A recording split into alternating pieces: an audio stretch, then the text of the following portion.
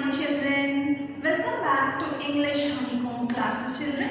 In my earlier video, I had briefed out to you the story of this unit 4 chapter, The Ashes That Made Trees Blue. Children, I had also showed you, we had read the words, the important words which appear in the chapter, which you have to pronounce correctly and you should know the meanings of those words, children. So let us revise once again and pronounce it correctly, these words: dynamos, chopsticks, protectors, incense, mourned, envious, mortar, covetous, impertinence, prostrate, tumbled and ditch. Children, have to pronounce them correctly. We proceed with the chapter, The Ashes That Made Trees Bloom, Unit 4. This is the story about an honest and hard-working old couple and their pet dog. The neighbors are troublesome and the dog dies a sad death. The spirit of the dog gives solace and support to his master in unexpected ways. Now children, when the dog dies, his spirit gives support and comfort, solace, comfort to the master, to the old couple in unexpected ways. You cannot think how that dog who helped the old couple. Let us proceed. In the good old days of the dynamos were wealthy landowners. There lived an old couple whose only pet was a little dog. So they didn't have any children. So their only pet was the dog. They loved it as though it were a baby.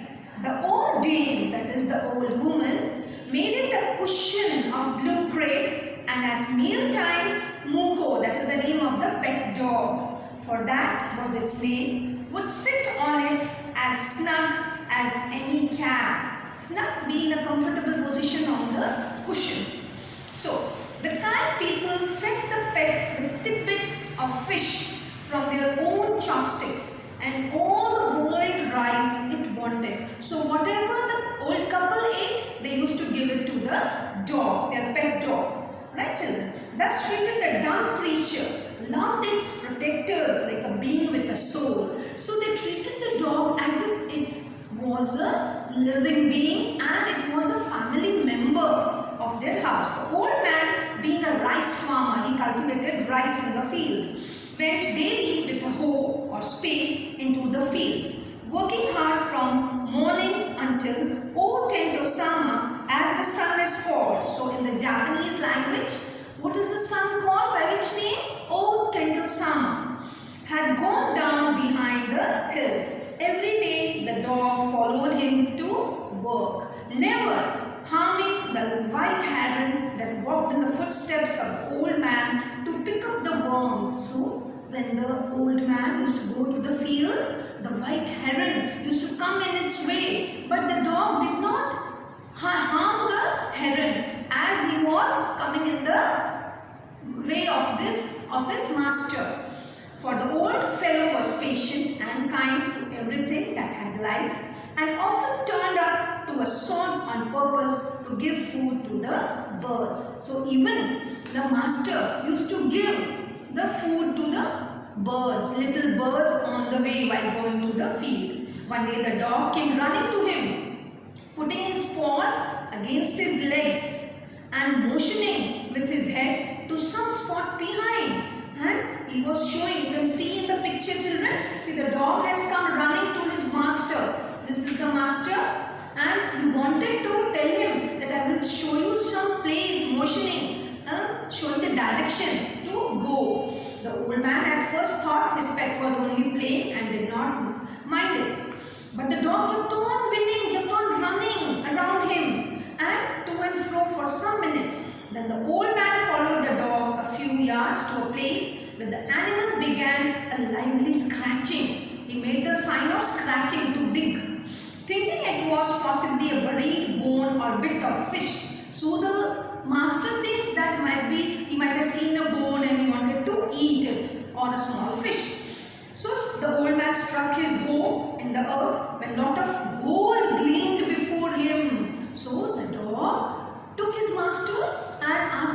to dig it. When he started digging with the hoe, what did he find? A pile of gold to his unexpected view. Thus, in an hour, the old couple were made rich. The good souls bought a piece of land, made a feast for their friends, and gave plentifully to the poor neighbors. So, what did the couple do? They did not keep all the gold with them, but they distributed. Right, children?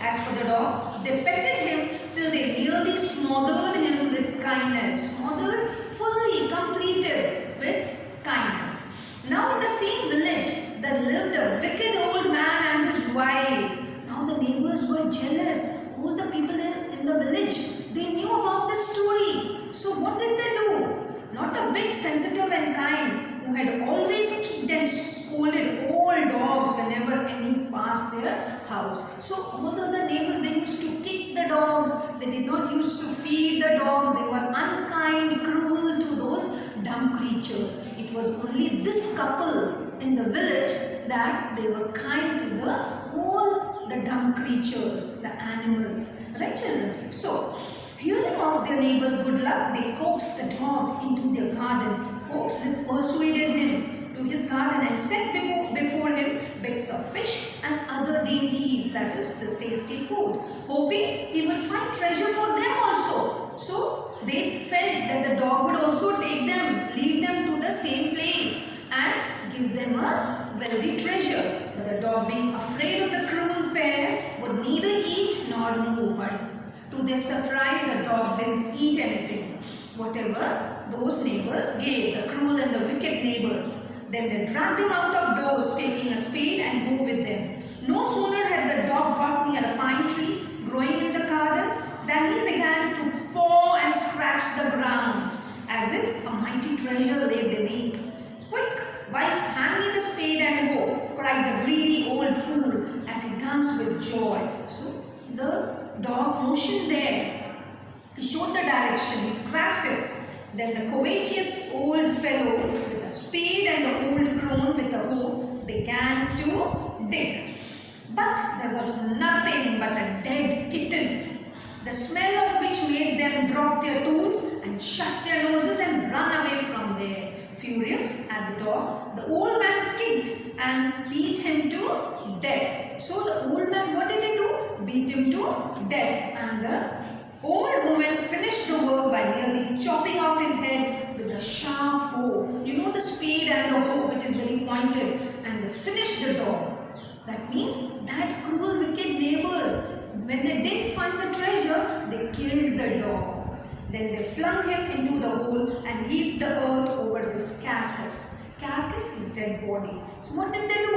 They buried him in the hole and put the dead leaves on and put the mud.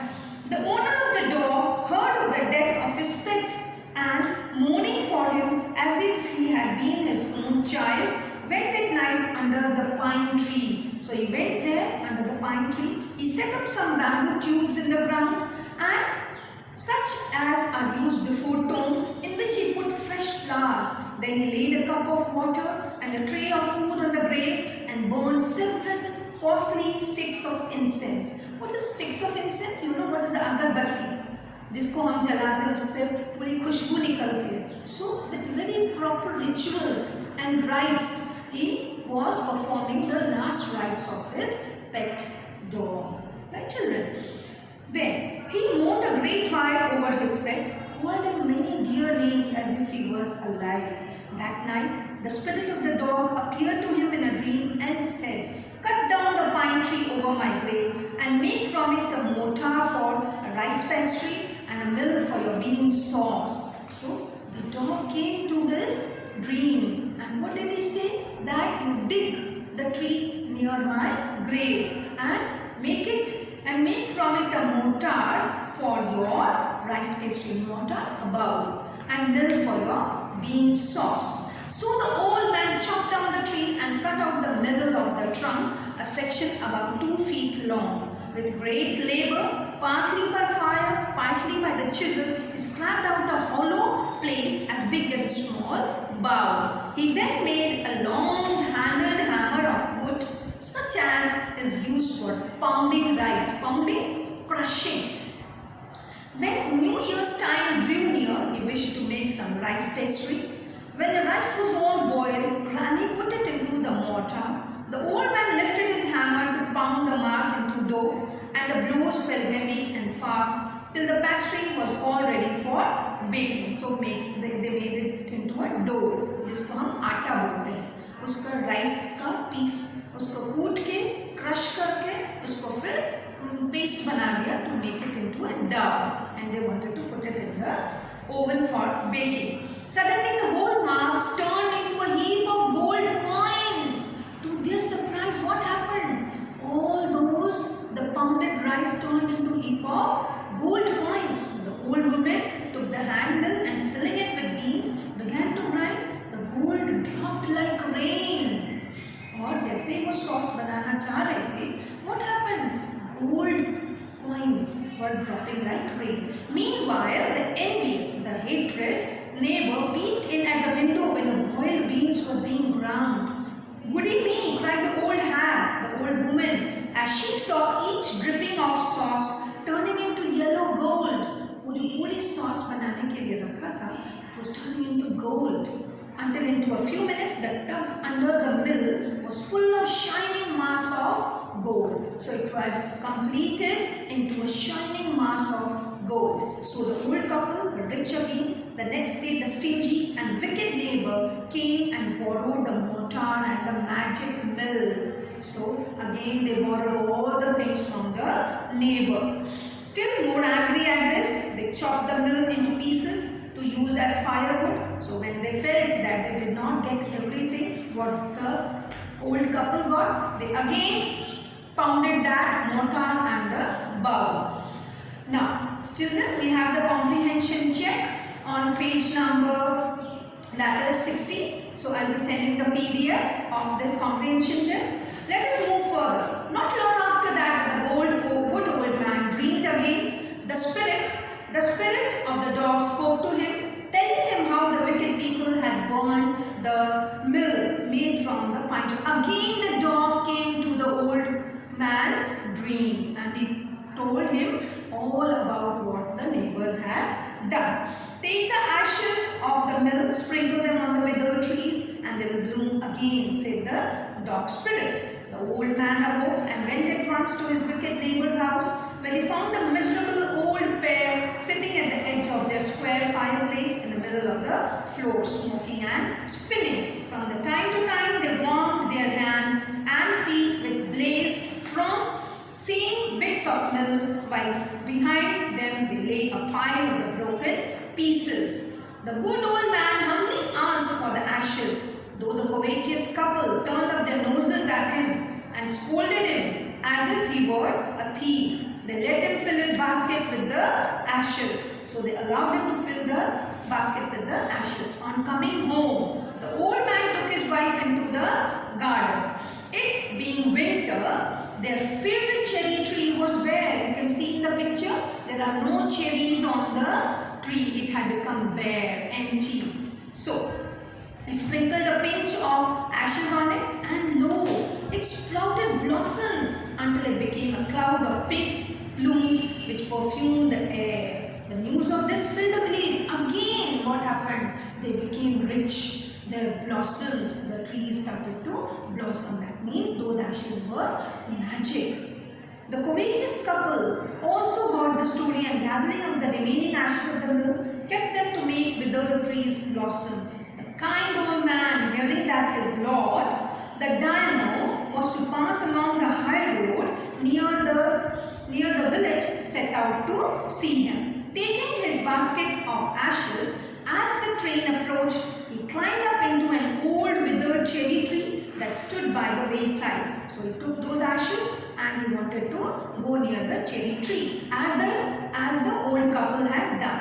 Now in the days of the dynamos, it was the custom when their lord passed by for all the loyalty people to shut up their high windows. They even pasted them fast with a slip of paper so as not to commit the impertinence, rudeness, to show disrespect of looking down on his lordship.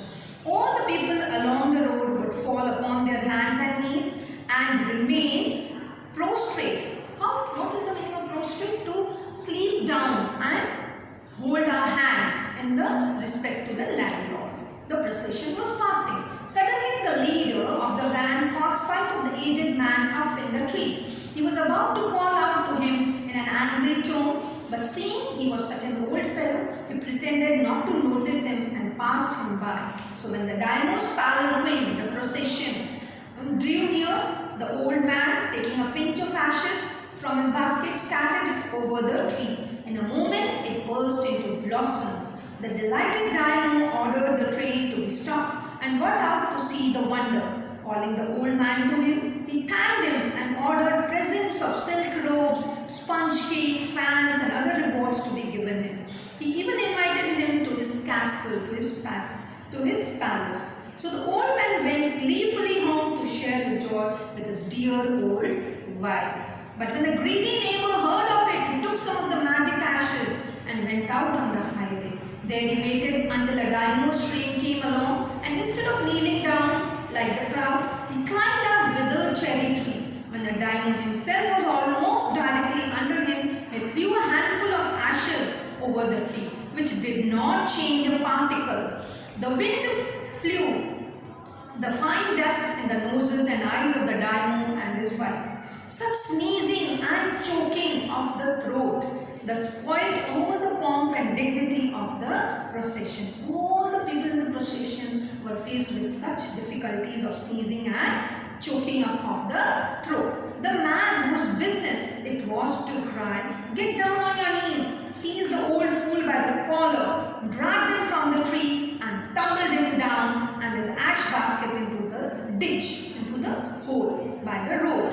Then beating him soundly, he left him for dead. Thus the wicked old man died in the mud, but the kind friend of the dog dwelt in peace and plenty, and both he and his wife lived to a green old age. Children, what is the meaning of green old age? A healthy, active and prosperous life. Children, so we have come to the end of this chapter. Children, this is a very beautiful story. Do read the textbook and do watch my video and take care to read it properly and pronounce the words. Children, you have to write the meanings which appear in the textbook. First you write the meanings and then continue with the question and answers. Till then, stay home, stay safe. Thank you.